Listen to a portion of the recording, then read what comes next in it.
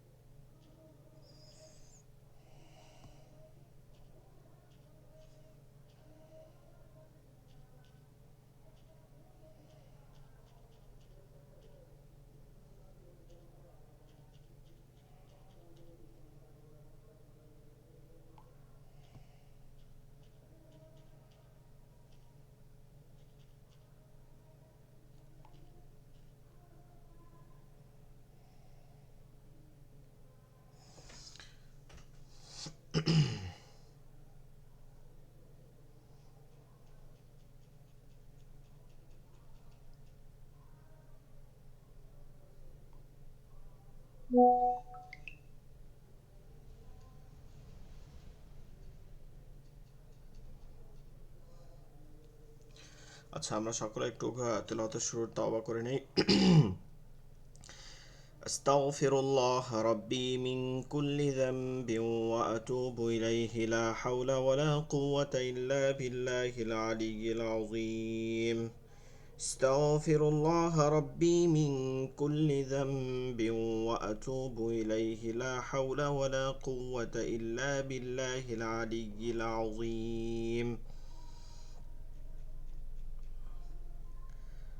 اللهم صل على محمد وعلى آل محمد كما صليت على إبراهيم وعلى آل إبراهيم إنك حميد مجيد.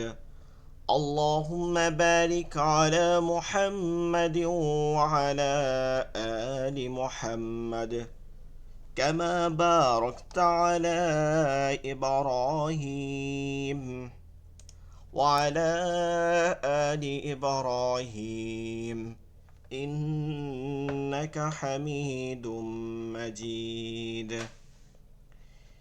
أعوذ بالله من الشيطان الرجيم. بسم الله الرحمن الرحيم.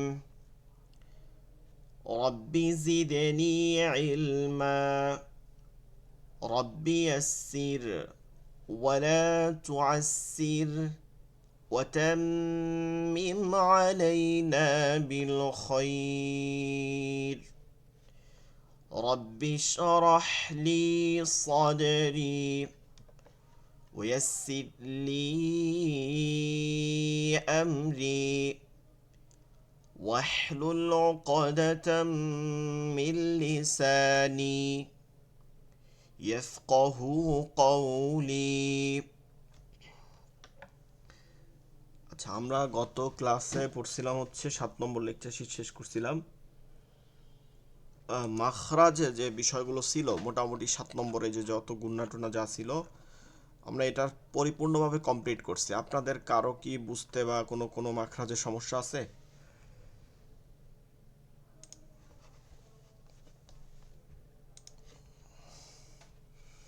মাখরাজ নিয়ে সমস্যা থাকলে বলতে হবে কোনোটা বুঝতে সমস্যা হয়েছে বা আপনাদের কোনো উচ্চারণে কোনো সমস্যা আছে, কারণ আমরা শেষ এই নিয়ে আর আলোচনা হবে না এখন। অনেকেই দেখা গেছে উচ্চারণের বিষয়টা বুঝতে পারছেন, মোটামুটি জ্ঞাত হইতে পারছেন। এখন অনেকে উচ্চারণ হচ্ছে, কারো হচ্ছে না এখনও। তারা এখনও আমাদের যে ক্লাসগুলো যেগুলো আমরা করছি ব্যাক ব্যাক টু ব্যাক যেগুলো রেকর্ডিং ক্লাস আছে সেগুলো আপনারা সুন্দর করে করবেন, প্র্যাকটিস করবেন, তাহলে ইনশাআল্লাহ ওগুলো আবার আবার ঠিক হয়ে যাবে। আর আমরা তো এখন পড়বো আরবি, তো হরফ তো আর উচ্চারণ শেষ হয়ে যাচ্ছে না, আমরা ক্লাস শেষ পর্যন্ত পড়বো, কিন্তু মাখরাজ বা হরফ উচ্চারণে আর যাব না। এখন নতুন নতুন নিয়ম আমরা পড়বো, যেহেতু আমাদের অনেকগুলো ক্লাস শেষ হয়ে গেছে। হরফ উচ্চারণ নিয়ে আমরা অনেকটা প্র্যাকটিস করছি এতদিনে। মনে হয় নিজেরা যদি তেলাওয়াত করতেন বা যাদের সমস্যা আছে তারা এখনও করলে এটা ঠিক হয়ে যাবে। আচ্ছা, কারো কোনো মনে হয় কথা নাই বা এটা নিয়ে সমস্যা নাই? সোহাগ ভাই, আকরাম চৌধুরী, আকরাম খান, তারপর হচ্ছে এমনি জাহিদুল ইসলাম ভাই, আপনাদের কারো সমস্যা আছে কোনো? মাখরাজ বুঝতে সমস্যা হয়েছে, মুখস্থ কম বেশি আপনাদের এটা তো নিজেদের করতে হবে, তাই না?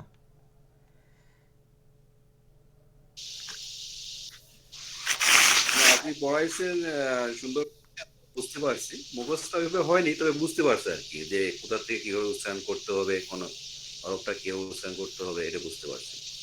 জি, সেটাই। এখন আমি তো আসলে মুখস্থ করাই দিতে পারবো না কাউকে, এগুলো সবাই পড়তে হয়, আমরাও পড়ছি, আমাদেরকে ওস্তাদ জি পড়াইছে, পড়ছি, ঠিক আছে। এখন আপনারা যেহেতু বড়, এখানে কেউ ছোট নাই যাদেরকে আলাদাভাবে নিতে হবে। আমরা কিন্তু প্রতিদিনই মাখরাজ 3টা 4টা করে এক একদিন ধরছি। তো অনেকে পড়া দেন না বা ইয়ে হয় না মুখস্থ, তো যাদের হয় না তারা এগুলো কমপ্লিট করে ফেলবেন। তারপরে যদি কোনো সমস্যা থাকে তারপরে তো অন্যান্য ক্লাসের মধ্যে আপনারা এগুলো নিয়ে আলোচনা করতে পারবেন, সমস্যা নাই। আমরা মাখরাজ শেষ করে যাচ্ছি। মুখস্থ যে একেবারে হয়নি তা না, হয়েছে মানে সম্পূর্ণ হয়নি আর কি। জি, সেটাই, এটাকে মুখস্থ করতে হবে, এটাকে পড়া হচ্ছে মুখস্থ করতে হবে। মাখরাজ ঠোঁটের আগায় থাকতে হবে, তাইলে আপনি শুদ্ধ করতে পারবেন। জি আচ্ছা, আসেন আমরা এই আরবি হরফের লেখ্যরূপ নিয়ে একটা আলোচনা, আগে একটা লেকচার শিটে আমরা আলোচনা করছি, লেখ্যরূপের একটা খাতায় লিখছি। এখন যেটা লেখ্যরূপ আছে এইটা হচ্ছে আমরা ওইটা যে লিখছিলাম ওটা হরফগুলো লিখছিলাম, ভাইঙ্গা লেখি নাই, আস্তে আস্তে হরফগুলো যেগুলো আমরা পড়ছি যেভাবে, হ্যাঁ ওভাবেই আলিফ বা তা সা যেভাবে পড়ছি ওটাকেই লাইনের ধরে ধরে লিখছিলাম, তাই না? এইবার যেটা হবে, এটা আজকের যে লেকচার শিটটা আছে এইটা হচ্ছে লেখ্যরূপ, যেটা একদম যেমন ধরেন এখানে অনলাইন, এটা যেভাবে মিশায় মিশায় লেখছি, কুরআন, শিক্ষা, এটা যে মিশতেছে এইভাবে আরবিতেও মিশে, ঠিক আছে, এইভাবে আরবিতেও মিশে যায়। এই যে মিশে যায়, এইটা বাংলা বা ইংলিশের ক্ষেত্রে বা অন্যান্য কোনো ভাষার ক্ষেত্রে এই মিশতে গেলে, উর্দু ফার্সি আলাদা, কারণ উর্দু ফার্সি তো আরবি থেকে যাচ্ছে, এটা বাদে অন্যান্য ভাষার ক্ষেত্রে দেখবো যে কোনো পরিবর্তন ঘটে না। আপনারা যদি বাংলা লেখেন দেখবেন যে স্বরে অটাকে আপনি যদি মাঝখানে দেন তাহলেও ওটার পরিবর্তন ঘটে না, ক, তালে বস্য বা অন্যান্য কোনো অক্ষরের পরিবর্তন ঘটে না, ঠিক আছে, অক্ষরের কোনো পরিবর্তন ঘটানো লাগে না। এটা উর্দুতে, হিন্দিতে, তারপর হচ্ছে ইংলিশ, কোনোটাই কি এটা পরিবর্তন ঘটে না। কিন্তু আরবিতে যখন আমরা এটা আসি তখন দেখতে পাই যে এর পরিবর্তন ঘটে। সেই লেখ্যরূপটা আমরা এখন শিখব সংক্ষেপে। আমরা যেহেতু অলরেডি লেখা শিখছি, এখন এইটা বাসায় বসে লেখা প্র্যাকটিস করব। আপনাদের যারা দেখাইতে চান তারা ওই গ্রুপে দিতেও পারবেন, সমস্যা নাই।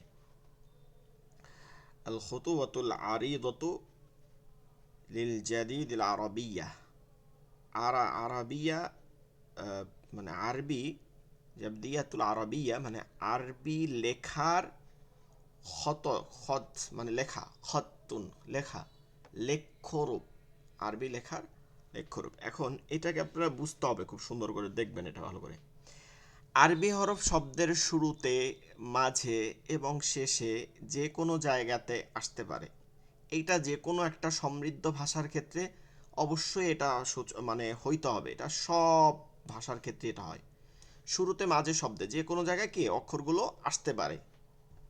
কথাটা ঠিক আছে এই পর্যন্ত, এটা ঠিক আছে সব ভাষার সাথে, তাহলে এটা ইজি এই পর্যন্ত। এরপরে দেখবেন আরবি হরফ যেহেতু একটির সাথে আর একটির যুক্ত হয়ে থাকে, মানে একটার সাথে আরেকটা কি হয়, যুক্ত হয়, সংযুক্ত হয়। এটা অন্যান্য ভাষার ক্ষেত্রে হয় এভাবে যে বাংলাগুলো লেখে যুক্ত যুক্ত হয়ে আসছে, তাই তাদের অবস্থানের ভিন্নতার কারণে হরফের চেহারা বা লেখার রূপের পরিবর্তন হয়ে থাকে।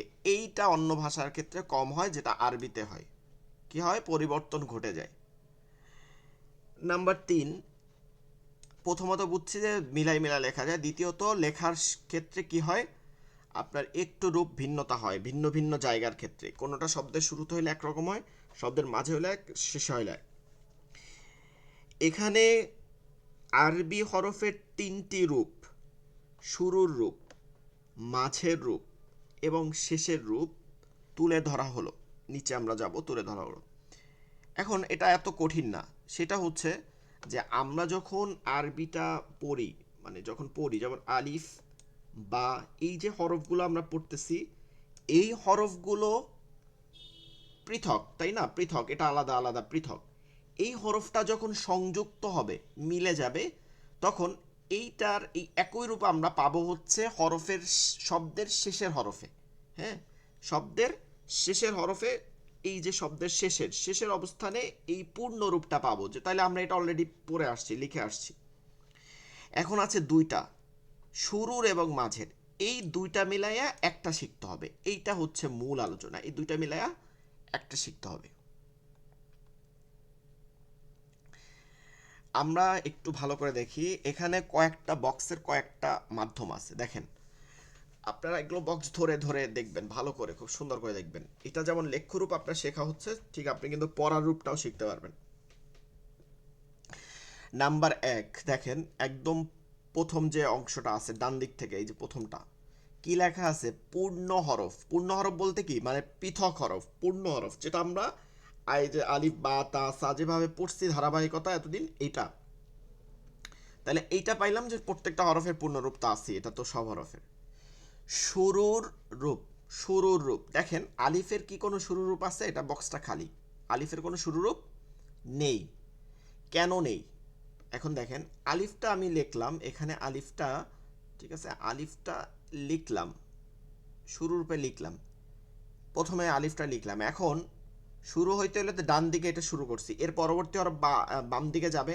তাহলে যখনই আমি বাম দিকে এভাবে টান দিলাম, বাম দিকে টান দিলাম, এখন টান দিয়ে অন্য হরফ আমি লিখলাম না, কি হরফ হোক, যেটা হোক, দেখেন তো বাম দিকে টান দেওয়ার পরে এটা কি আলিফ চেনা যায় কিনা বলতে পারেন কেউ? এটাকে কার মতন দেখা যায়? জি বলতে হবে, কার মতন দেখা যায় একটু দেখেন তো ভালো করে। লামের মতন দেখা যায়, লামের লাম। মতন দেখা যায়, তাই না? রূপ পরিবর্তন হয়ে গেছে, লামের মতন দেখা যাচ্ছে। তো এই যে রূপের পরিবর্তন করতেছে, এর জন্য এটার শুরু রূপ দেয়া যাবে না, এটা শুরু রূপ নাই। এরপরে এটা মাঝের রূপও নাই, মাঝখানে দেয়া যাবে না, কারণ আপনি শুরুতে তো এটার আগে একটা হরফ দিলেন, ঠিক আছে, এটা মাঝে দিলেন এইভাবে আলিফ, কিন্তু মাঝে মানে তো তারপরে আবার একটা হরফ হইবে, বাম দিকে যেই যাবে এটা ওই লামের মতনই কি হয়ে যাচ্ছে, ঠিক আছে, লামের মতন হয়ে যাচ্ছে। তাইলে এটার মাঝখানের রূপও দেয়া যাবে না। তাহলে এটার কোন রূপ দেয়া যাবে? শেষের রূপ, কারণ শেষে যে এই যে দেখতেছি আমরা, এই যে আলিফটা দেখতেছি, এটা ডান দিক থেকে আসছে, কিন্তু এই এই চেহারার কোনো হরফ কিন্তু আমরা আরবিতে দেখতে পাই না, যে লাম ডান দিক থেকে শুধু এরকম, লাম বাম দিক থাকতে হয়।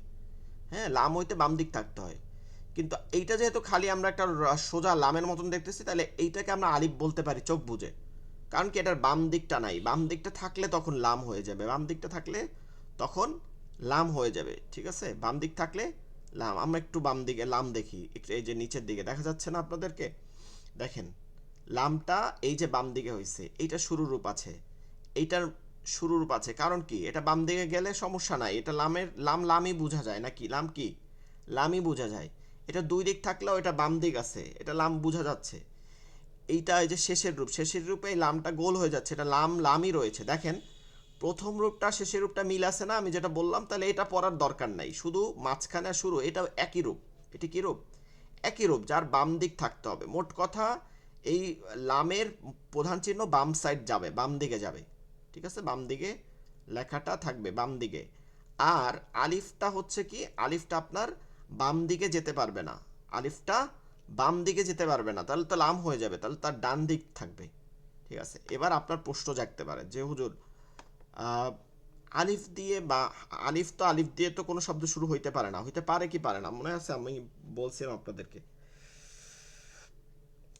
আলিফ দিয়ে পারে না।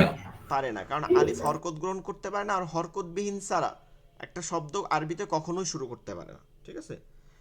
আমরা যেমন বাংলায় হরকতবিহীন ছাড়া কিন্তু, মানে আকারবিহীন ছাড়া কিন্তু বর্ণ পড়তে পারি বাংলায়, তাই না? হরকতবিহীন ছাড়া কিন্তু বাংলায় বর্ণ পড়তে পারি, যেমন কলম, কোনো হরকতের প্রয়োজন, মানে আকারের প্রয়োজন নাই, কোনো কারের প্রয়োজন নাই, কলম। কিন্তু আরবিতে এই টাইপের কিছু পড়াই যায় না, কখনো হরকতবিহীন সে পড়তে পারে না, পড়তে হইলে তাকে কি লাগে? হরকত লাগে। তো একটা শব্দ শুরু হবে হরকত দিয়েই, এটাই নিয়ম। কলম যদি উচ্চারণ করতে চাই, এটা তো আরবি শব্দ, কদামুন, সেটাও আপনার কফে জবর লাগবেই, নাইলে ও ক উচ্চারণ হইতে পারবে না কখনোই। তো বিষয়টা হচ্ছে যে যদি হুজুর বলবেন যে হুজুর এই আলিফ যেটা আমরা দেখি শব্দের শুরুতে হরকত দিয়ে, মানে জবরজের পেশ দিয়ে দেখি, ঠিক আছে, তাহলে সেটা কি হবে, সেটা কিভাবে করতেছি?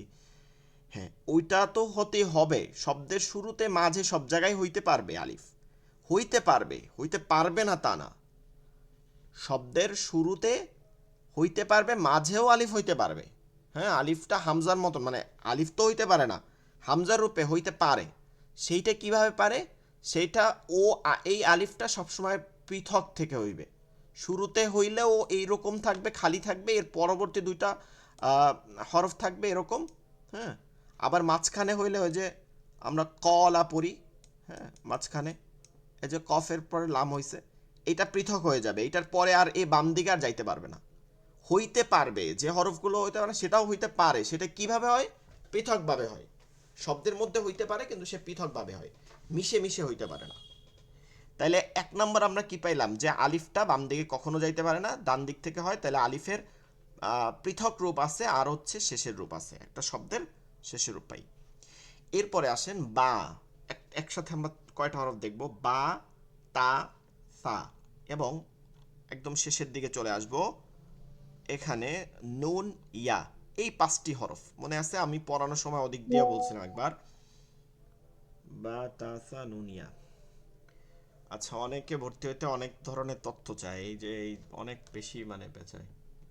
আমরা তো টাকা আনি ডিরেক্ট আনতে পারি না, আমরা তো কোনো ইন্ডিয়ান ভাইরা তাই আনাই। এখন তার আইডিতে তার নাম দেবদাস কেন সেটাও জিজ্ঞাসা করে। আচ্ছা, যাই হোক, বিষয়টা হচ্ছে বা, তা, সা, নুন, ইয়া। বা, তা, সা, নুন, ইয়া, এই 5টা হরফ দেখেন, 5টা হরফ। এই 5টা হরফ মানে প্রথম যেটা আছে পূর্ণরূপ, এটা তো থাকবেই, কিন্তু এটার কয়টা রূপ আছে? এটার মধ্যে 2টা রূপ পাই আমরা, প্রতিটা হরফে 2টা, একটা হচ্ছে পৃথক আর একটা হচ্ছে শেষেরটা তো বললাম যে শেষেরটার প্রথমটা এই যে একই রকম। মাঝখানে 2টা, মানে শুরুরটা আর মাঝখানেরটা, এই 2টা রূপ একই হবে। সেটা কি? আমরা মনে আছে একদিন বলছিলাম যে এক দাঁত, মানে এক আলিফের অর্ধেক পরিমাণ, এক আলিফ এর অর্ধেক পরিমাণ, আলিফের অর্ধেক পরিমাণ লেখাকে এক দাঁত বলে, এই আলিফ এর অর্ধেক পরিমাণ। তাহলে এই এক দাঁত, এই এক দাঁত দিয়ে নির্ভর করবে আপনি কোন হরফ পড়বেন। তার নিচে যদি এক নুক্তা দেন, এই দেখেন প্রথমে শুরুতে হয়েছে, নিচে এক নুক্তা, এটা বা হয়ে গেছে। উপরে 2 নুক্তা, তা হয়ে গেছে।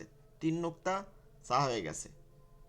মাঝে দিয়ে দিবেন ওই যে দাঁতটা, এই দাঁতটা যতটা স্টাইলিশ করছে এরকম তো আপনি লেখা স্টাইলিশ করতে পারবেন, বা এর থেকেও সুন্দর করতে পারবেন, সেটা ভিন্ন কথা।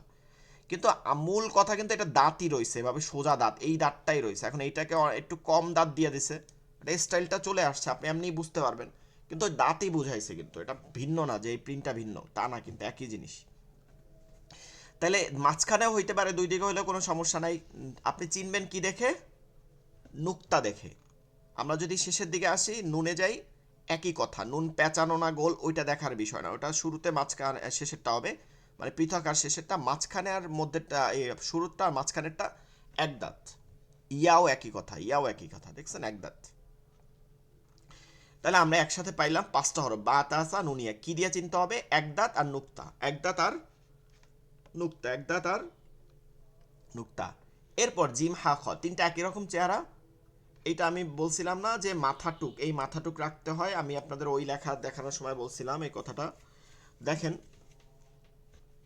এই যে এটা কিন্তু একটু ভিন্ন হয়ে যাবে, এটা এভাবে টান দিয়ে, এভাবে যে এখান থেকে টান দিয়ে উঠেছিলাম না, এই টানটা সোজা হয়ে গেছে, এরপরে এই টানটা রয়েছে। হ্যাঁ, লেখার নিয়ম হচ্ছে এখান থেকে টান দিবেন, এদিকে চলে আসবেন, এদিকে টান দিবেন। এবার দেখেন, নুক্তা মনে আছে? মাঝে পড়া যাবে না, এই কথাটা বলছিলাম। নুক্তাটা কোথায় আছে? নিচে আছে। নুক্তাটা কোথায় আছে? নিচে।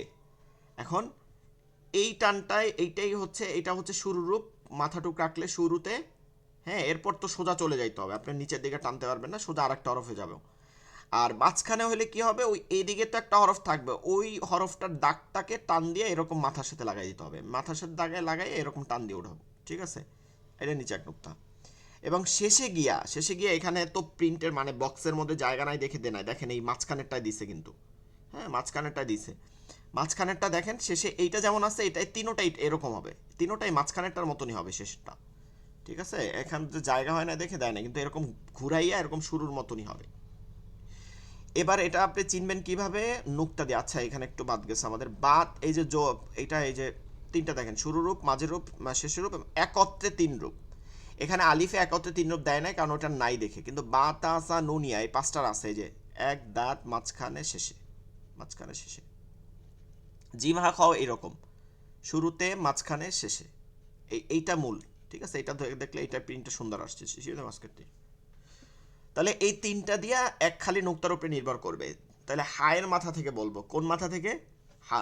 জিমের মাথা থেকে না, কারণ জিম তো নুক্তা গ্রহণ করে। হা বলবো, হায়ের মাথা থেকে তিন হরফ, জিম হা খ। দাল জাল এইটা আলিফের মতন সেম কাজ, এটা আলিফের মতন কি সেম কাজ, এটা মিলতে পারে না। কেন মিলতে পারে না? আপনি দালটা যখন এরকম লিখবেন, লিখে যখনই আপনি এটাকে মিশায় টান দিবেন, এটা কিন্তু একটা দাঁত হয়ে গেছে। হ্যাঁ, এটা একটা দাঁত হয়ে গেছে। কারণ আরবি লেখার ক্ষেত্রে তো অনেক স্টাইলে লেখে। আমরা তো অনেক সময় প্রথম যদি শিরোনামে কোনো জায়গায় স্টাইল করে বা লিখি, বিসমিল্লা লিখি, তখন বা এরকমও লিখি।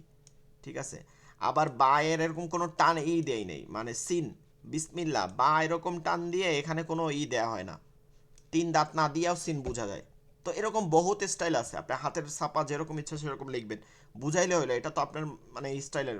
তো এটা কিন্তু দাঁত হয়ে যাবে তখন, যখনই আপনি বামে টান দিবেন এটা একটা দাঁত হয়ে যাবে, তখন এই রূপটা আর থাকে না। আবার মাঝখানেও সেটাকে আপনি এভাবে নিয়ে আইসা এই দাল দিলেন, কিন্তু যখনই আপনি এই বাম দিকে টান দিয়েছেন এটা দাঁত হয়ে গেছে। এর জন্য দাল এবং জাল এইটা মুরাক্কাব হয় না, মাঝখানেটা অংশটা হয় না, মাঝখানের অংশটা হয় না, এইটার পৃথক হয়, শেষে হয়। শেষে হয় কেন? কারণ শেষে তো আপনি বুঝাই যাচ্ছে যে এটা একটা দালই রয়েছে, এর আগে যতই দাগ থাকুক এটা দাল, এটা জাল। একইভাবে রজাও একই একই কাজ, যখন আপনি এখানে টান দিয়ে এদিকে নিয়ে যাবেন তখন এর রজা থাকবে না, এর জন্য এর শুরুর মাঝখানে হবে না, পৃথক এবং শেষেরটা হবে। সিন শিন এটা তিনটা দাঁত থাকে পরাপর। এখন আপনি প্রশ্ন করতে পারেন, দেখেন এই পাশাপাশি একটু খেয়াল করেন, বা এখানে তিনটা দাঁত আছে, শুরুর, মাঝখান, শেষের, কিন্তু প্রতিটা দাঁতের মধ্যে একটা ডিস্টেন্স মেনটেন করতেছে। দেখেন ডিস্টেন্সটা মেনটেন করতেছে, বা লেখার স্টাইলটার মধ্যে পরিবর্তন করতেছে। কোনো দাঁত বড় করছে, কোনোটা ছোট করছে, সেটা শেষেরটা গিয়ে আবার কি করছে, শেষেরটা গিয়ে বড় পূর্ণ হরফ লেখছে। তিনটা বা আপনার প্রশ্ন জাগতে পারে, আসলে আমরা তো মানুষ, অনেক ধরনের প্রশ্ন জাগে যেটা মানে কার্যকর না, তারপরও যে হুজুর তিনটা বা তিনটা নুন একবারে আসতে পারে না তিনটা দাঁত পরাপর, তাহলে সিন আর ইসেন বোগানো, না ভাই কখনোই আসতে পারে না, তিন দাঁত পরাপর আসতে পারে না। যদি তিনটা বা এরকম আসে, হ্যাঁ কোনো তাহলে তো শেষের বাটা কি হবে, পরিপূর্ণ হবে। তিনটা বায়ের পরে আবার একটা হরফ, এইরকম কোনো শব্দই নাই, কোনো শব্দ আসবে না আরবিতে। হ্যাঁ, এখন আমি আপনাকে পড়ানোর জন্য বানাইতে পারি, মানে কিন্তু সেটা তো অর্থ হবে না, সেটা তো কোরআনের মধ্যে থাকবে না, হাদিসের মধ্যে থাকবে না, কথার মধ্যে থাকবে না, সেটা তো লেখার ক্ষেত্রে বা বোঝানোর ক্ষেত্রে হইতে পারে, কিন্তু কখনোই হয় না। তো তিন দাঁত নিয়ে আপনি আওলায় যাওয়ার কিছু নাই। হ্যাঁ, আপনি বলতে পারেন তাহলে হুজুর বা তা সা নুন ইয়া এরকম ভিন্ন ভিন্ন তিনটা হরফ পরাপর তিনটা দাঁতে আসতে পারে না। হ্যাঁ আসতে পারে, কিন্তু এরকম কোনো শব্দ আমি দেখি না এখন পর্যন্ত। যদিও আসে সেগুলোতে নুক্তা থাকবে, ভিন্ন ভিন্ন নুক্তা থাকবে। তাহলে তিন দাঁত পরাপর আসলে এটা সিন ধরে নিতে হবে, তিনটা দাঁত। ঠিক আছে, এটা সিন। তাহলে দেখেন এইটা হচ্ছে পৃথক হরফ, পূর্ণ হরফ, তাই না? এটা হচ্ছে পূর্ণ হরফ। এইটার মাথাটুক রেখে, ডান মাথা, সব হরফের ডান মাথা রেখেই হরফ বোঝা যায় এবং চিনতে হয়, লিখতে হয় সবগুলো। এটা ডান মাথাটা শুরুতে রেখে তারপরে ডান দিকে সোজা টেনে যাবে বাম দিকে, তাহলে হরফ হবে। এরপরে এটাও এই দিকেও থাকবে, এই দিকেও থাকবে, তিনটা দাঁত থাকবে। এই এখন যদি হয় যে কথার কথা, তিনটা দাঁতের পরে আরও একটা দাঁত, চারটা দাঁত, হ্যাঁ, তাহলে আপনি বুঝবেন কিভাবে যে কোনটা সিন আর কোনটাই? আরে এক দাঁতের যত হরফ আছে ও নুক্তা ছাড়া কখনোই কি হইতে পারে না। তো ওর উপরে একটা নুক্তা থাকবে, উপরে থাকুক নিচে থাকুক মানে যেখানে ইচ্ছা থাকবে। সিন সিনের ক্ষেত্রে হয়তো তিন নুক্তা থাকবে সরাসরি, অথবা এক নুক্তা নুক্তা ছাড়া থাকবে। তাহলে এইটা আমরা বুঝতে পারলাম। এই যে পরাপর দেখেন, সিন হইল শুরুতে, মাঝখানে, শুরুতে তিনটা দাঁত দেখছেন, তিন তিনা নয়, কিন্তু শেষেরটা গিয়া পরিপূর্ণ হয়। সোয়ারটাও খুবই ইজি, মাথাটুক রাখতে হয় ডান মাথা, এটা তো কোনো হরফের সাথে মিলবে না। এই মাঝের আর শুরুতে শুধু ডান মাথা, আর পৃথক আর শেষে পরিপূর্ণ লিখতে হয়, নুক্তা দিলে তজর কোনো পরিবর্তন ঘটে না, শুধু সংযুক্ত হয়ে যায়, এটার পরে এদিকে চলে যায়, এটা এদিকেও থাকে এদিকেও থাকে। আইন গইন আর হামজাটা চিনতে হবে, সেটা হচ্ছে আইন গইনের এই আইন গইনটা একটু জটিল, ঠিক আছে, একটু খেয়াল করবেন। এইটার ভিন্ন ভিন্ন রূপ হয়, প্রত্যেকটা ক্ষেত্রে ভিন্ন ভিন্ন রূপ। পৃথক রূপ আইনগণ এটা আমরা অলরেডি পড়ছি। শুরুর যেটা থাকে সেইটা আইনের প্রথম মাথাটা যেটা থাকে হামজার মতন এইটুক রেখে তারপরে বাম দিকে যায়, তারপরে কি যায়, বাম দিকে যায়। কিন্তু মাঝখানে ত্রিভুজ, এই কথাটা আমি আগেও বলছি আপনাদের ত্রিভুজের কথা, যে ত্রিভুজের উল্টা, ত্রিভুজ উল্টা, এটা উল্টাই দিচ্ছে, দেখছেন ত্রিভুজটা উল্টাই দিচ্ছে, উল্টাই দিয়েছে এবং মাঝখানটা ভরা থাকে। আমরা অনেক সময় হা খয়ের সাথে মিলাই ফেলি, এই মাঝখানটা কিন্তু কালো দিয়ে ভরা থাকবে সবসময় প্রিন্টেড। আর যারা লিখে, লেখার ক্ষেত্রে ভরা থাকে না, কিন্তু এটা একদম এরকম থাকে, ত্রিভুজের উল্টাটা থাকে, কিন্তু হা খ এরকম কখনো এরকম থাকে না, ঠিক আছে, কখনো এরকম ত্রিভুজ আকারে থাকে না, এটা মনে রাখবেন। লেখার ক্ষেত্রে তো এরকম কালো ভইরা তাহলে কিন্তু খাতা ওই সেটটা সিরে আসবে, এরকম লেখে না, কিন্তু এটা ত্রিভুজ আকার থাকে। তাহলে শুরুতে থাকে প্রথম মাথাটুক, মাঝখানে এরকম থাকে, শেষে গিয়ে আবার এই মাঝখানেরটা ধরেই নিচে টান দিতে হয়, ঠিক আছে। তাহলে এই আইন গয়নটা একটু ভালো করে দেখবেন, শুরু মাঝখান শেষ, এই আইন উপরে নুক্তা দিলে গয়ন, এইটা একটু ভিন্ন আছে। ফাক অফ খুবই ইজি, শুধু মাঝখানে, শুরুতে আর মাঝখানে এই যে মাথা গোল আর দাঁতটুকু, দাঁতটুকু শুধু দাঁত আর মাথা গোল এতটুকু রেখে ফাক অফ ধরা হয়, এক নুক্তা থাকলে ফা, দুই নুক্তা থাকলে কফ। কাফটা ভিন্ন ভিন্ন হয়, শুরুর পৃথক আর শেষেরটা এক হয়, আর মাঝখানে দুইটা এক হয়, মানে শুরুরটা আর মাঝখানেরটা। এটা কিভাবে হয়, ওই মাঝখানে যে দাগ আছে জাহাজের দাগের মতন এই রকম, এই দাগটু পর্যন্ত এটা হচ্ছে কাফ। এখন এইটা দিয়া এদিকে গেলেও কাফ, এদিক থেকে এদিক ধরে আসলেও কাফ, কিন্তু শেষে গিয়ে লামের মতনই হয়, ঠিক আছে, শেষে গিয়ে এই যে শেষ। লামটা তো আমরা অলরেডি পড়ছি, বাম দিকে থাকতে হবে। হামজা মানে আলিফ কোন দিকে থাকা যাবে না, আলিফ কখনো কোন দিকে থাকতে পারবে না, বাম দিক। ডান দিক থাকতে পারে, যে কোনো লাম আর আলিফের দুইটা ডান দিক থাকতে পারে, আপনি শুধু বাম দিক দেখবেন। কোন দিক দেখবেন, ভালো করে মনে রাখবেন, কোন দিক, বাম দিক। বাম দিকে তাকাবেন, বাম দিকে চলে গেছে তো লাম, বাম দিকে যায় নাই তো আলিফ, বাম দিকে যায় নাই তাইলে লাম না, কখনোই লাম না, ওটা কি, আলিফ। বাম দিকে গেছো তো লাম, তাইলে আপনি এটা বুঝতে পারবেন সহজে। আচ্ছা, তারপর মিম। মিমটা আমরা অলরেডি এটা লিখছি না, এটা লেখাটা লিখছি, এভাবে করে লিখছি মিম। হ্যাঁ, ওই মাথাটুকি, ওই রকম গোল মাথাটুকি শুরুতে থাকে, এরপর এটা সোজা চলে যায়, এরকম শুরুতে সোজা চলে যায়, আর মাঝখানে এদিক থেকে চলে আইসা এখান থেকে ওই মিমটা ওভাবেই থাকে এই। তো আমরা সাধারণত লেখার ক্ষেত্রে মিমটাকে, হ্যাঁ মিমটাকে একদম ছোট গোল করে লিখে, এটা লেখার প্রিন্টের যারা নিজেরা লিখে এরকম, এই যে মিম। শেষেরটা পূর্ণরূপ যেটা আছে ওইটাই থাকে। এখন এই ভাঁজ আপনি মন যেরকম চায়, আপনি যেভাবে সুন্দর করে লেখা শিখতে পারেন সেভাবে লিখতে পারবেন, কোনো সমস্যা নেই। নুন এক দাঁত দিয়ে পড়ছে, ওয়াওটা দেখেন, ওয়াওটা ওই র এর মতন না, এর জন্য এটা কি মিশে না, এটা ওই পৃথক থাকে আর শেষে গিয়া এটা থাকে, কারণ এইদিকে যখনই টানবেন, হ্যাঁ এভাবে যখনই মিলাইয়া টান দিবেন, তখন দেখেন এটার রূপটা এই ফা কাফের সাথে মিলে যায়, ফা কফের সাথে, তাই না, নুক্তা দিলে ফা হয়ে যাবে, এর জন্য এটা হয় না। গোল হাটা আমিও প্রথম দিকে বলছিলাম, এইটার ভিন্ন ভিন্ন রূপ আছে, প্রত্যেকটা হরফের ভিন্ন ভিন্ন রূপ। পৃথক হচ্ছে ডাবের মতন, মনে রাখবেন, ডাবের যেমন মাথায় দুইটাই থাকে, ধরা যায় ওভাবে ডাবের মতন। শুরুটা হচ্ছে দুই চশমার ডান্ডির মতন, ঠিক আছে, দো চশমে কি হ্যাঁ, এইভাবে এটা লিখতে হয়। এই ধরবেন, এই দিকে টানবেন, এটা উপরটা একটু কোনা কোনা কোনিক রাখলে দেখতে সুন্দর হয়, এবারে এখান থেকে টেনে এখান থেকে নেবেন, ঠিক আছে। তারপরে মাঝখানের হা লিখবেন, এই দিকে তো টান থাকবেই, ওই অবস্থায় নিচে চলে আসবেন, নিচে চলে আইসা এইখান থেকে এইটা মাউস কলমে আরো সুন্দর হবে, ঠিক আছে, মাউসটা তো মানে হাত দিয়ে ছুটে যায় বারবার। এরপরে এই মাঝখানেও এই দুই চশমা ধরে দেখবেন, শেষে গিয়া, শেষে গিয়া এটা আবার ভিন্ন হয়। আমরা সব সময় আল্লাহু দেখতে আসছি এইভাবে, এইটা আলিফের মতন উঠে যায়, তারপর এই দিক থেকে বের হয়ে এই দিক থেকে আবার উঠে যায়, হ্যাঁ আলিফের মতন কি করে, উঠে যায়, আলিফের মতন উঠে যায়, এরপরে এই দিক থেকে চলে আসে। এখন আপনার প্রশ্ন হইতে পারে, হুজুর গোলতাও কি এরকম হবে, গোলতা এরকম হবে না, শুধু গোলতার একটাই রূপ আছে, গোলতার রূপ এইটা। আচ্ছা, গোলতার রূপ আরো একটা আছে, আমি আপনাকে বলতেছি, দেখেন, ফাতিমা রাদিয়াল্লাহু তাআলা আনহা,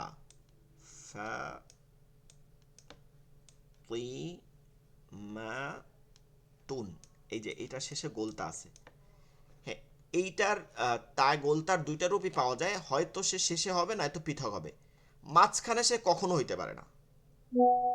ঠিক আছে, মাঝখানে সে কি করতে পারে না, কখনো হইতে পারে না, কারণ মাঝখানে ওই জেতাটা দেখবেন এক দাঁত দিয়ে, ওটা ওটা লম্বাতাই, মাঝখানে হইতে পারে না, হয়তো সে পৃথক হয় আর নাইলে কি হয়, শেষে হয়। আর গোলতা কোনো হরফ না, গোলতা আমি বলছিলাম কি, এটা হচ্ছে আলামাতুল জিন্স মুয়ান্নাস, এটা মুয়ান্নাসের ই করে, মুয়ান্নাস আর মুজাক্কার, মানে আপনারা আরবি শব্দ পড়ছেন, আরবি শব্দ কি মানে বাংলা পুরুষবাচক আর স্ত্রীবাচক শব্দ পড়ছেন না, ইংলিশেও থাকে, ইংলিশেও হ্যাঁ এরকম যে শব্দগুলো থাকে, যে প্রতিটা শব্দ দুই ভাগে, এখন তার মানে কি ওই শব্দ সব সময় কি শব্দ পুরুষ হইতে হয়, তা না, কিন্তু শব্দ পুরুষ হইতে হয় এমন কোনো কথা না, কখনো কখনো নাম হিসাবে পুরুষ হয়, যে ওই ব্যক্তি পুরুষ বা নারী, কখনো কখনো এটা ভাষা ডাকছে, ভাষা আগে থেকে তাকে পৃথক করে দিছে কোনো সংজ্ঞা দিয়া, যে এই শব্দটা পুরুষবাচক। আরবিতেও কিন্তু একই রকম, আরবি তো একটা ভাষা, এটাও মুজাক্কার হচ্ছে পুরুষবাচক, মুআন্নাস হচ্ছে স্ত্রীবাচক শব্দ। মুজাক্কার আর মুআন্নাস হইতে যে স্ত্রী হইতে হবে, নারী হইতে হবে এমন কোনো কথা নাই। যেমন আপনাদের একটা উদাহরণ দেই, শামসুন সূর্য, এটা হচ্ছে পুরুষবাচক শব্দ, আর কমারুন চন্দ্র, এটা হচ্ছে স্ত্রীবাচক শব্দ। এখন কি চন্দ্রর কি আবার বউ আছে, বা চন্দ্রর কি স্বামী আছে, বা সূর্যর কি স্ত্রী আছে, বা তার কি মানে স্ত্রীলিঙ্গ কোনো আছে, যে একটা স্ত্রীলিঙ্গ সূর্য আছে, নাই, কিন্তু কিন্তু এটা ভাষাবিদ, আরবি ভাষাবিদরা এটাকে কেন দুই ভাষায় নিছে, কারণ তারা বলছে সূর্যর মধ্যে একটা জালালিয়াত আছে, একটা শক্ত মনোভাব, একটা মানে তাদের মধ্যে থেকে একটা শক্তই থাকে, ক্ষমতার একটা বিষয় থাকে, যেটা পুরুষদের মাঝে দেখি আমরা। যত যাই বলেন নারীর সমান অধিকার, এটা আমরাও বলি যে নারীর সমান অধিকার ইসলামেও আছে, সেইটা সব ক্ষেত্রে না। নারীর সমান অধিকার বলতে মানুষ পুরুষ মহিলার যার যে অধিকারটা আছে, হকটা আছে, সেটা যথাযথভাবে আদায় করাটাই হচ্ছে সমান অধিকার। এখন আপনি একজন নারীকে সমান অধিকার করে 50 কেজির একটা সিমেন্টের বস্তা মাথায় উঠিয়ে দিবেন, সেটা তো সে পারবে না, সেটা তার কাছে সম্ভব না, এটা তার জন্য পরিশ্রমী। কিন্তু একজন পুরুষ দেখবেন, আরে কি একটা দুইটা দেখবেন মাথায় বস্তা নিয়ে সোজাসুজি হাইটে যাইতেছে আনন্দ করতে করতে, তার এটা কিছু আসতেছেই না, তাই না? তো এটার মধ্যে আল্লাহ তাআলা আলাদাভাবে একটা শক্তি দিয়ে দিছে, ক্ষমতা দিয়ে দিছে। এখন নারীর আবার আলাদা অধিকার আছে, হক আছে, সেইভাবে যার যে হকটা আছে এটা মিলাইয়া সমান অধিকার। তো শামসুন সূর্য, এটা হচ্ছে ওই হিসাবে নিছে, যেহেতু এখানে দেখবেন যে গা পুড়ে যায়, হ্যাঁ সূর্যের আলাদা একটাই থাকে।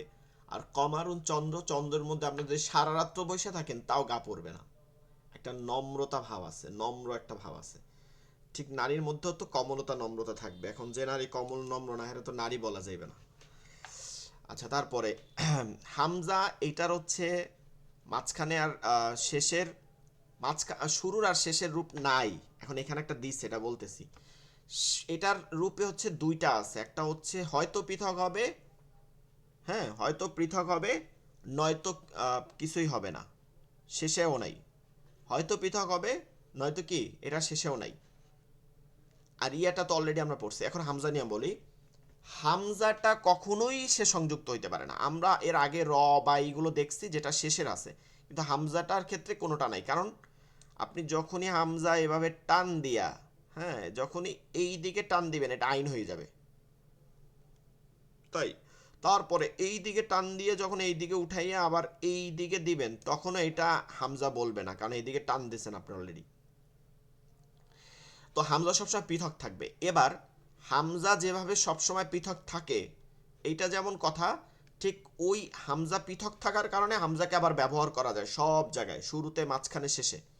সেইটা কিভাবে, একটা দাঁত দেয়, আরবি ভাষাভাষীর একটা দাঁত দেয়, দাঁত, ওই যে দাঁত লেখছে বা তাসা নুনিয়া, এইটা ক্ষেত্রে একটা দাঁত ব্যবহার করে, এবং তার উপরে হামজাটা পৃথক করে লিখে দেয়, পৃথক করে লিখে দেয়।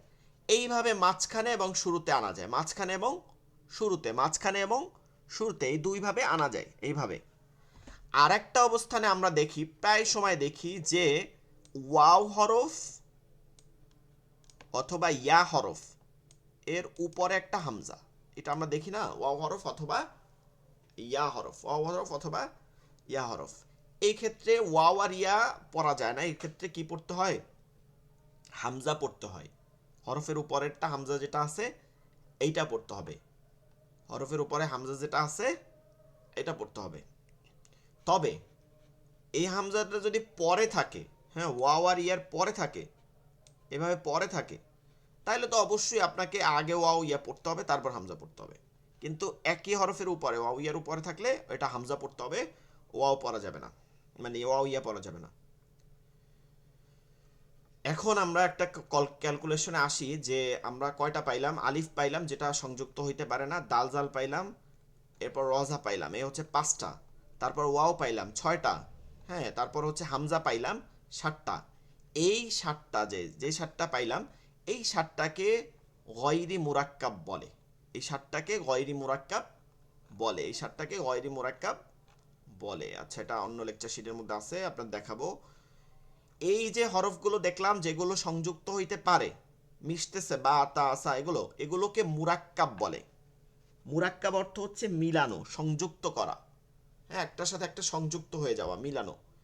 আর যেগুলো হয় না সেগুলোকে গয়ের অর্থ আরবিতে মানে না। তাহলে গয়রি মুরাক্কাব হচ্ছে যেগুলো মিলে না, মিশতে না। এরকম হরফ হচ্ছে 7টা। আমরা হরফুল ইস্তেআলার ক্ষেত্রেও পড়ছি যেরকম 7টা পৃথক, এখানেও 7টা, বাকি 22টা হচ্ছে মুরাক্কাব। আর 7টা মুরাক্কাব হয় না, এই 7টা হচ্ছে ওই গয়রে মুস্তালিয়ার ইস্তালিয়ার হরফ না, হরফুল ইস্তেআলা না।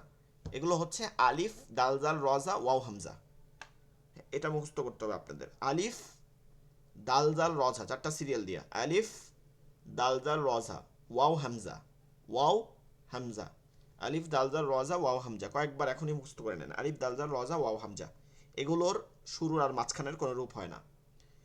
আলিফ দাল জাল রজা, ওয়াও হামজা। গয়রি মুরাক্কাবের হরফ হচ্ছে 7টি, আলিফ দাল জাল রজা, ওয়াও হামজা। জি বলেন তো দেখি, কি আরো গয়রি মুরাক্কাব হরফগুলো বলতে পারবেন কিনা? জি আমি বলছি, জি, ইফ দাল রজা ওয়া হামজা। হ্যাঁ, এগুলো কি হয় না, শুরুতে আর মাঝখানে হয় না, শুরুতে আর মাঝখানে হয় না।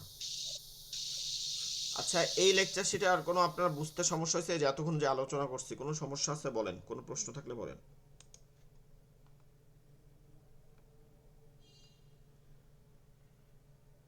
এটা লিখবেন কিভাবে, এটা প্রশ্ন আসতে পারে। এটা আপনারা প্রতিটা হরফকে লাইন ধরে লিখবেন, মানে এই যে এটা তো মাঝখানে দিছে, প্রতিটা হরফ যেমন দাঁত হইলে এটা লাইনটা লাইনের উপরে ধরে দাঁতটা উপরে হবে, ঠিক আছে? এরকম জিম হা খ হইলে এটা এগুলো উপরে হবে, এগুলো উপরে হবে, ঠিক আছে? এগুলো সব উপরে হবে। দাল জাল এগুলো সব এখন উপরে হবে, এখন আর আপনি নিচে যাবেন না, এভাবে উপরে হবে। এখন আপনারা এটা বাংলা খাতা ধরে ধরে লিখবেন। কোনটা এই এই পৃথকগুলো লেখার দরকার নেই। আপনারা কি করবেন, যেগুলো আপনার লেখা যায়, যেমন বাত আছে, এগুলো এই 3টা রূপ আছে, 3 রূপ একত্রে, এই 3টা রূপ লিখবেন বারবার খাতায়, 3টা রূপ লিখবেন, দেখবেন হাতের লেখা আপনি লেখা শিখে গেছেন। 3 রূপ, এই সেটের 3 রূপ। আর এটা অবশ্যই আপনাকে লিখতে হবে, কারণ কি আপনার পড়তে জানতে হলে লিখতে হবে। আপনারা কায়দা পড়ছেন, কিন্তু কখনো কোনো কায়দার মধ্যে এই টাইপের পড়া আপনারা পড়ছেন না, পড়েন না আগে, আমি বলতে পারি। কিন্তু এখানে দুর্বলতা, আপনি এখানে শিখতে হবে। এটা শিখতে পারলে আপনি সব জায়গায় লেখা লিখতে পারবেন, পড়তে পারবেন। আচ্ছা, এবার আপনাদেরকে আমি পরীক্ষা নিব। এখানে মানে হ্যাঁ বলেন। আসসালামু আলাইকুম। ওয়ালাইকুম মানে আসসালাম। এখানে যেগুলো হলো 3 রূপ আছে, হ্যাঁ, এই শুধু কি ওগুলাই লিখবো নাকি এখানে পুরো চার্টে যেগুলো আছে সবগুলা লেখা না, 3 লাগবে? রূপটা লেখেন, এতগুলো লেখার দরকার নেই। একসাথে যে 3টা আছে না, এটা একাধিকবার লেখেন, তাহলে আরো সুন্দর হবে। ধরেন এইটা 2বার 3বার করে লিখলেন, তাহলে আর সুন্দর হবে। এগুলো লাগবে না, এগুলো তো অলরেডি এখানে চলে আসবে। 3টা লিখলে একবারে চলে আসবে। ঠিক আছে। আচ্ছা, এবার আপনাদেরকে পরীক্ষা করি। বলেন তো এবার, আমি আপনাদেরকে বলেন এখান থেকে একজনে, ডান দিক থেকে হরফগুলো পড়ে যান। বা বা বা, তা তা তা, সা সা সা, হ্যাঁ, জিম জিম জিম, এখনো আপনার হা জিম হয়, জিম হবে, জিম জিম জিম, শক্ত করে জিম। জিম জিম জিম, হা হা হা, হ্যাঁ, আচ্ছা খ দালে আসেন, দাল। এইটা বলেন তো, এটা এটা কি আছে দেখি, এইটা এই পরীক্ষা এটা।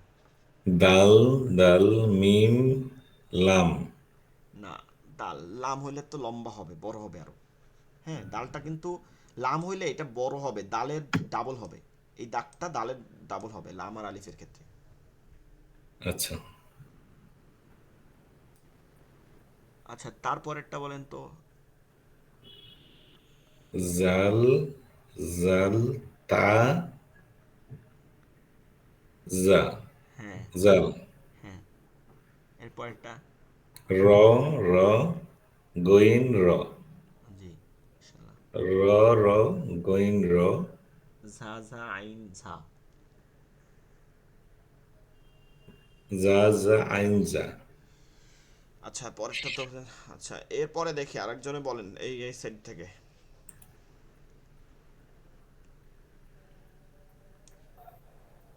صاد صاد صاد. ضاد ضاد ضاد. ظا ظا ظا. عين عين عين.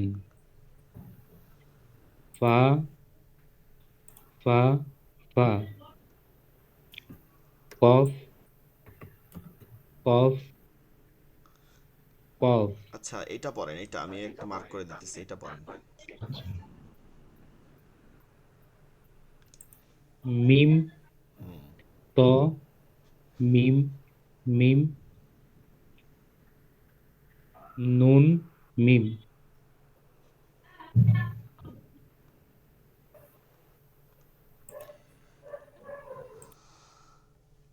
আচ্ছা, এখান থেকে পড়েন।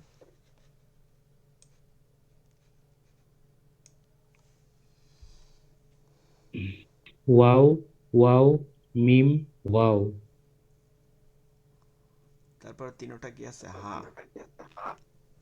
আচ্ছা, এটা পড়বো হা কিভাবে একটু বলেন হা. তো এটা।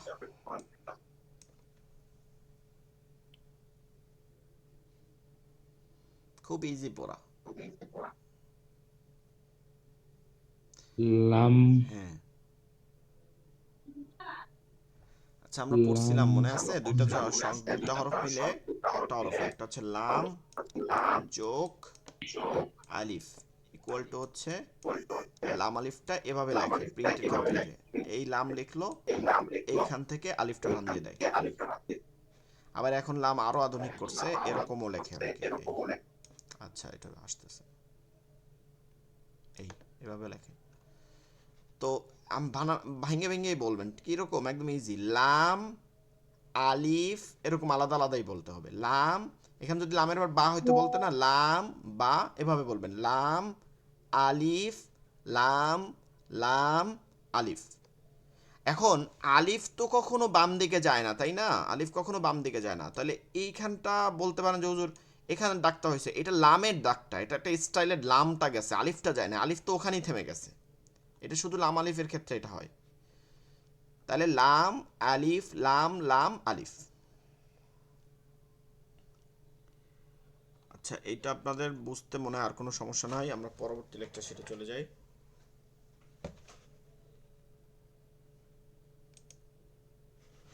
Lecture number 9। এই যে এতক্ষণ আমরা পড়ছিলাম মুরাক্কাব, বলছিলাম মুরাক্কাব অর্থ হচ্ছে যুক্ত বর্ণ। হ্যাঁ, বর্ণগুলো যুক্ত থাকে। যুক্ত বর্ণ যেটা আমরা বাংলা যেভাবে বুঝি ওই হিসাবে না, এটা হচ্ছে যুক্ত বর্ণ, একটার সাথে একটা মিশে যায়, সেইটা বোঝাচ্ছে যুক্ত বর্ণ, যুক্ত বর্ণ। আচ্ছা, এটা নিয়ে আলোচনা হচ্ছে আল মুরাক্কাবুতু লিল হুরুফিল হিজাই, আরবি হরফের মুরাক্কাবের পরিচয়। মুরাক্কাব এগুলো একটু পড়বেন ভালো করে, ওদিকে না পড়ছেন মুখস্থর বিষয় না, কিন্তু এদিকে একটু 2-4টা মুখস্থ করবেন বা 2-4 বার পড়বেন। মুরাক্কাব অর্থ মিলানো, ঠিক আছে? মিলানো, সংযুক্ত বা একত্রী করা, যুক্ত বর্ণ যে কোনো একটা। মুরাক্কাব অর্থ মিলানো বা সংযুক্ত হওয়া। এইটা হচ্ছে মূল সংজ্ঞা।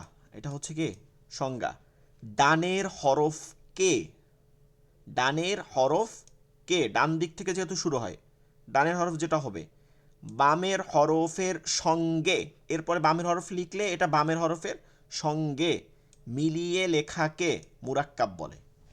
যেমন আমি যদি বা লিখি, আচ্ছা বাকি এখান থেকে একটা ধরি, যদি ধরেন হরুফ, শুধু হরুফ লিখলাম, হরুফ, হা লিখলাম,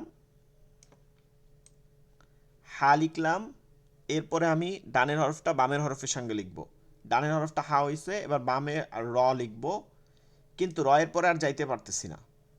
এরপরে ওয়াও লিখলাম, এরপরে ওয়ার পরে আর যাইতে পারতেছি না, এবার ফা লিখলাম। এখন দেখেন এখানে দুইটা বিষয়, একটা হচ্ছে হা ডানের হরফকে বামের হরফের সঙ্গে মিলছে র, তাহলে এইটা মুরাক্কাবের হরফ, এইটা মুরাক্কাব হয়েছে, কিন্তু র এর সাথে আর ওয়াও মিলতে পারে নাই, কারণ এইটা মুরাক্কাব হয় না, কারণ রটা মুরাক্কাব না, গয়রি মুরাক্কাব, আমরা যে 7টা পড়ছি। আবার ওয়াও এর সাথে ফা মিলতে পারে না, এটা মুরাক্কাব হয় না।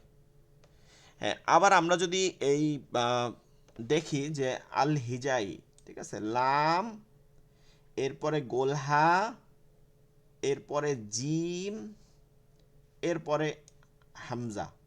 এখানে দেখেন লামটা ডানের হরফ আছে, ডানের হরফটা বামের হরফ গোলহার সাথে মিলছে, গোলহাটার সাথে আবার জিমের সাথে মিলছে, নুক্তা দিয়ে জিমের সাথে মিলছে, আবার জিম গিয়া আলিফের সাথে মিলছে। কিন্তু এরপরে আবার হামজা আছে, এই হামজাটা যাই এটা আবার পৃথক হয়েছে, কারণ লাম ডানের হরফটা বামের হরফ হায়ের সাথে মিলতে পারছে, এটা মুরাক্কাব, লামটা মুরাক্কাব। হা জিমের সাথে মিলছে, তাহলে হাটা কি মুরাক্কাব। জিম আলিফের সাথে মিলতে পারছে, তাহলে জিমটা কি মুরাক্কাব। আলিফ আর গিয়া কি করতে পারে নাই, হামজার সাথে মিশতে পারে নাই, এর জন্য আলিফটা কি গয়রি মুরাক্কাব। আবার এইটা যদি লামও হইতো, আলিফ না হয়ে এটা যদি লামও হইতো, তাও গিয়ে হামজার সাথে মিশতে পারতো না, কিন্তু মিশতে না পারলে তখন এইটাও মুরাক্কাব হইতো, হামজাটা গয়রি মুরাক্কাব হইতো। ঠিক আছে, কারণ এইখানে দুইটাই গয়রে মুরাক্কাব পড়ছে, যদি লামও পড়তে মুরাক্কাব তাহলে হামজার কারণে মিশতে পারতো না। যেটা গয়রে মুরাক্কাব সেটা কি করতে পারে না, অন্যান্য 6টা হরফ মিলতে পারে, হামজা আবার দুই দিক থেকে কোনো দিকটা মিলতে পারে না, তাহলে এই 7টা হরফ মিলতে পারে না। এটাই বলছে ডানের হরফকে বামের হরফের সঙ্গে মিলিয়ে লেখাকে মুরাক্কাব বলে। আমরা অনেকে ভুল করতে পারি এখান থেকে যে হুজুর তাহলে এক শব্দের মধ্যে কি, মানে এক শব্দ বলতে কি মুরাক্কাব কি বুঝবো না, এক শব্দ বলতে মুরাক্কাব বুঝবো না। আমরা দেখি না আল মুরাক্কাবাতু, প্রথম শব্দটা আরবিতে লেখা আছে উপরে দেখেন, আল মুরাক্কাবাতু, এইটা কিন্তু এক শব্দ, এটা একক শব্দ, এর অর্থ নিতে হবে এককভাবে। আল মুরাক্কাবাতু লিল হুরুফি, লাম লাম হা র ওয়াও ফা, লিল হুরুফি, এর মধ্যে অন্যান্য অব্যয়যুক্ত আছে, কিন্তু এটা পুরোটা মিলাই একটা হরফ। এখন এর মধ্যে 3টা ভাগ হয়ে গেছে, র এর পর একটা ভাগ হয়েছে, ওর পর একটা ভাগ হয়েছে, কিন্তু এটা পুরাটা মিলাই একটা শব্দ। আল হিজাই, এটা পুরাটা মিলাই একটা শব্দ, এখানে 3টা শব্দ আছে, কিন্তু মানে পৃথক হওয়া মানে শব্দ আলাদা হওয়া না। পৃথক হওয়া মানে কি, শব্দ তো আলাদা আলাদাই হবে, কিন্তু পৃথক হওয়া মানেই শব্দ আলাদা হওয়া না। দুইভাবে হয়, এক হচ্ছে শব্দ পরিপূর্ণ হওয়ার কারণে পৃথক হয়, আর একটা হচ্ছে গয়রি মুরাক্কাবের হরফ থাকার কারণে ওইটা পৃথক থাকে, একটার সাথে একটা মিশে না। এখন এইটা কেমনে বুঝবেন যে হুজুর এইটা কেমনে বের করব যে এটা একক শব্দ না পৃথক শব্দ, তাইলে আপনাকে আরবি ভাষা শিখতে হবে, এবং শুধু ভাষা না, শব্দ সম্পর্কে আপনার ব্যাপক জ্ঞান থাকতে হবে, শব্দ মুখস্থ রাখতে হবে।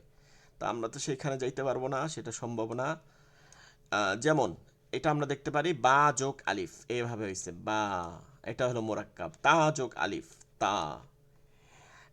আর 7টি হরফ, এই যে এইটা আপনাদের ঠুকস্থ হবে, কালকে বলবেন। 7টি হরফের পরে, 7টি হরফের পরে মানে ডান দিকের পরে বামে কোনো হরফ মুরাক্কাব হয় না, তবে এদের পূর্বে, এখানে কথাটা বুঝতে হবে ভালো করে, এদের পূর্বে মানে ডানে, অর্থাৎ আপনি এই মাত্র এটা দেখলেন, এই যে বাটার আলিফটা মুরাক্কাব হয় না, কিন্তু বাটা আগে হয়েছে না, তো ওইরকম এদের হরফের পূর্বে মানে ডানে অন্য হরফ, মানে এই গয়রি মুরাক্কাব বাদে, এই 7টা বাদে, কারণ এই 7টা তো ওই যে এখানে যে কথাটা বললাম যে হামজার কারণে, আলিফ হামজার কারণে মিশতে পারে না, আবার আলিফের কারণে হামজা মিশতে পারে না, 2টা কারণই আছে।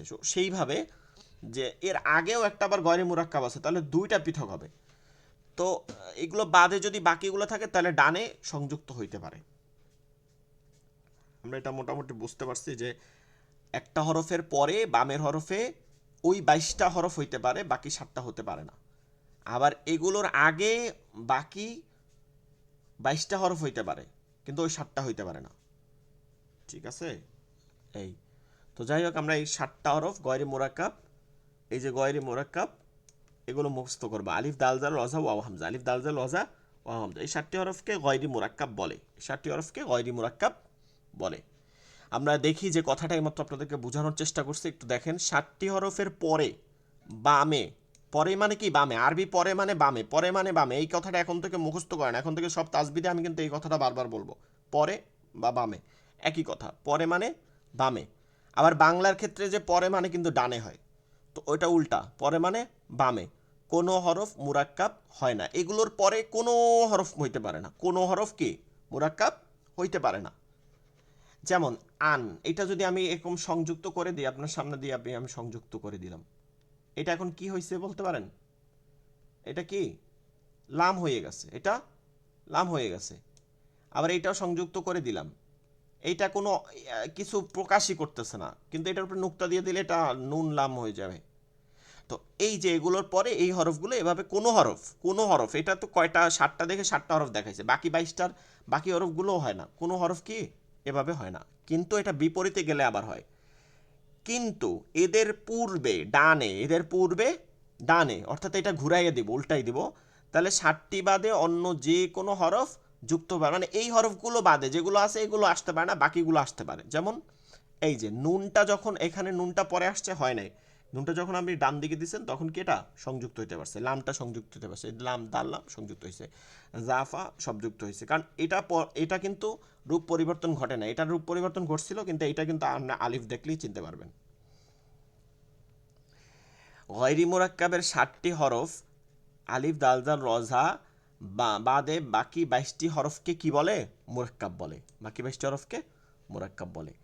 আমরা যেমন দেখতে পাই, এই যে বাকি 22টা হরফ দিয়ে একটা চিত্র আমরা দেখতে পাই, একদম বাকি 22টা দেখেন, বা তা সা জিম হা খ সিন শিন সদ দদ ত জ আইন গইন ফা কফ কাফ লাম মিম নুন হা ইয়া। আছেন, এখন আমরা কোনটা কীরকম লিখছি এটা অলরেডি আমরা আলোচনা করছি, এটা একটু এখান থেকে দেখে নেবেন। হরফের মাথার পরিচয়, আরবি হরফগুলো চিনতে হয় কোথা থেকে, এখানে আসছে না, আমরা বলছিলাম না, এইখানে ডানের হরফের সঙ্গে বামের হরফের সঙ্গে মিলিয়ে লেখাকে এটা মাথা দেখে চিনতে হয়, মাথা দেখে। তো এই মাথাগুলো কি কি আছে আমরা অলরেডি যেটা বলছি, এক দাঁত, এই যে এক দাঁত, এরপরে হায়ের মাথা, এরপরে 3 দাঁত, এরপর সদের মাথা, এরপর ত দিয়া, এরপরে আইনের মাথা, এরপরে ফা এর মাথা, গোল মাথা, ফা এর মাথা না বলে গোল মাথা, এরপর কাফ এর মাথা, ঠিক আছে, মানে মাঝখানটা দিয়ে ধরা হয়েছে, এর জন্য মাথা বলা হয়েছে এখানে, লাম এর মাথা, তারপরে হচ্ছে মিম, এরপর হচ্ছে গোল হা। মুরাক্কাব থেকে মুরাক্কাবাতুন, এটা বহুবচন, এর বিবরণ। মুরাক্কাবাত ডানের হরফকে বামের হরফের সঙ্গে মিলিয়ে লেখাকে বলে, এটা অলরেডি আমরা এগুলো সব পড়ছি, ঠিক আছে, এরপরে বলতেছি। মুরাক্কাব করিবার সময় হরফের শুধু ডান মাথা দেখে, শুধু ডান মাথা টুকু থাকে, আর বাকি অংশ থাকে না। এই যে আমরা এতক্ষণ বলছি এক দাঁত দিয়ে 5 হরফ, এখান থেকে আপনারা এটা একটু কয়েকবার পড়বেন, এক দাঁত দিয়ে 5 হরফ, বা তা সা নুনিয়া। এরপরে হায়ের মাথা দিয়া 3 হরফ, হা হা খ জিম। তারপর সিনের মাথা দিয়ে 3 দাঁত দিয়ে 2 হরফ সিন শিন, সদের মাথা দিয়ে 2 হরফ সদ্দত, তোয়া দিয়ে 2 হরফ ত জ, এরপর গোল মাথা দিয়া 2 হরফ ফা কফ, এবং আইনের মাথা দিয়া 2 হরফ, আইন গইন। আর এগুলো তো মাথা টাথা বলা যায় না, এটা 4টা আলাদা আলাদা ভাবে হয়েছে। মিম আর গোল হায়ের মধ্যে তফাৎটা বুঝেন, দুইটা চশমার মতন হবে, আর এটা হচ্ছে গোল হবে ছোট হয়ে।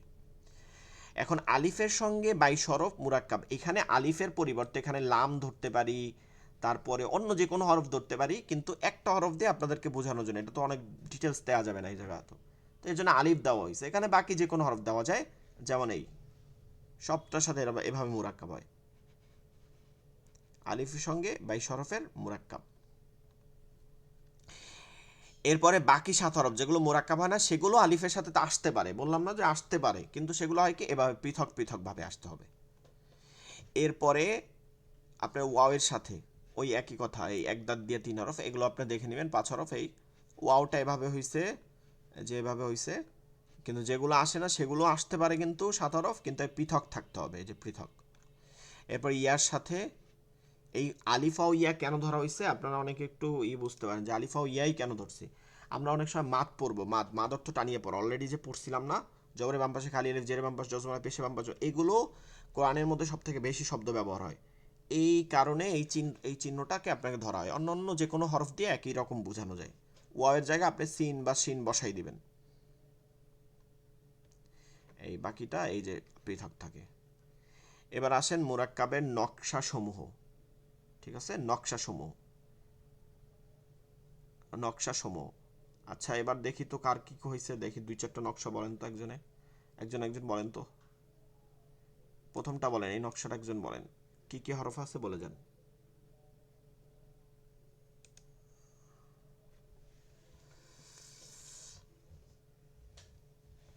আচ্ছা, কেউ বুঝতে পারতেছেন না, তাও বলতে হবে। জি আমি বলি, জি বা বলেন। আইন, হ্যাঁ,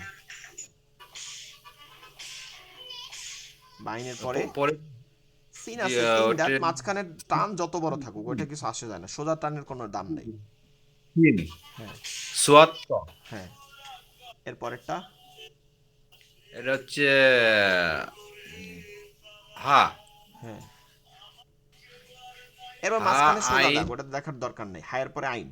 হ্যাঁ, জি হা আইন, আর লাম ওয়া মিম, না লাম, আবার লামের পরে আবার দেখেন, ও, দুইটা হা হা চশমার মতন, হ্যাঁ হ্যাঁ, এরপর মিম, ঠিক হা, আছে। আচ্ছা, আরেকজন বলেন পরের পরের লাইনটা শুরুতে, সবাই বলেন একজন একজন, দেখি কারো ভুল থাকলে ধরাই দেওয়া যাবে, সমস্যা নাই।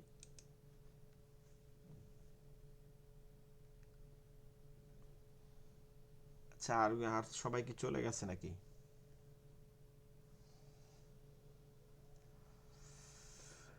হ্যাঁ, আচ্ছা, ইকরাম ভাই বলছেন আপনি?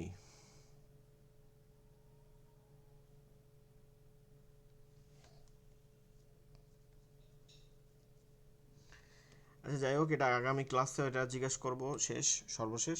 তাহলে আপনারা ঘরে মুরাক্কাবটা মুখস্থ করেন, আর মুরাক্কাব কাকে বলে এটা মুখস্থ করেন। এরপরে বাকি এই চিত্রগুলো আবার দেখে নিয়েন নকশার মাধ্যমে।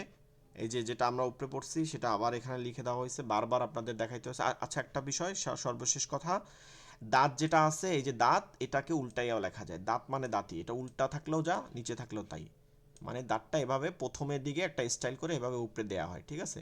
তাহলে এইটা আপনার এই যে যে হরফের আগে থাকবে, এটা যেটা হরফের উপরে থাকবে সেটা আগে, দাঁত সবসময় আগে থাকে। যে কোনো হরফের শুরুতে থাকলে দাঁত আগে থাকে। তাহলে এটা নুক্তা হিসেবে নির্ভর করবে, যদি দুই নুক্তা, এক নুক্তা থাকে বা, দুই নুক্তা থাকলে ইয়া, ঠিক আছে। দাঁতটা উল্টা থাকলেও দাঁত, এটা হচ্ছে উল্টো দাঁত, ঠিক আছে, উল্টো দাঁত। উল্টো দাঁতের ব্যবহার হচ্ছে এক দাঁতের মতোই। হ্যাঁ, এটা দেখে নেবেন। এরপর নকশাগুলো দেখে নেবেন, নকশাগুলো অলরেডি আমরা পড়ছি, আগামী ক্লাসে এখান থেকে আপনাদেরকে জিজ্ঞাসা করা হবে। শেষ, মুরাক্কাব এখানেই, এই লেকচার শিট থেকে শেষ। আগামী অন্য তাজবিদ থেকে আমরা শুরু করব। আগামী লেকচার শিটে এইগুলো আপনাদেরকে জিজ্ঞাসা করা হবে, আপনারা দেখবো বানান করে করে পড়তে পারেন কিনা, জবরজের পেশ ছাড়া।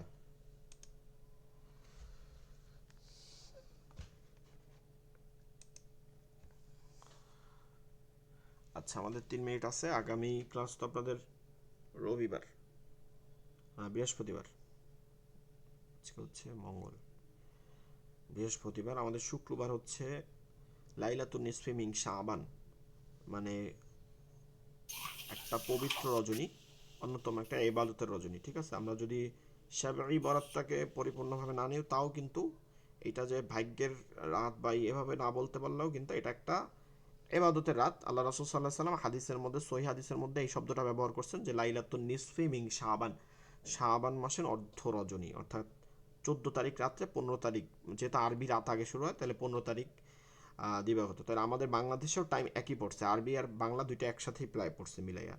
14 তারিখ রাতে এই আমরা এবাদতের মাধ্যমে রাত্রে কাটানোর চেষ্টা করব। আতশবাজি বা অন্যান্য এগুলো হচ্ছে বিদআত, তবে এবাদতে কাটাবো, দোয়া মোনাজাত করব, কোরআন তেলাওয়াত করব। এবং কবর জিয়ারতের যে হাদিস পাওয়া যায় রাসূল সাল্লাল্লাহু আলাইহি ওয়াসাল্লাম থেকে, এটা সত্য, এই হাদিসটা সহিহ, তবে এটাকে ওয়াজিব মনে করা যাবে না, অর্থাৎ সবাই একদম মিলাই এইটাই করতেই হবে যায় কবর জিয়ারত, এটা না।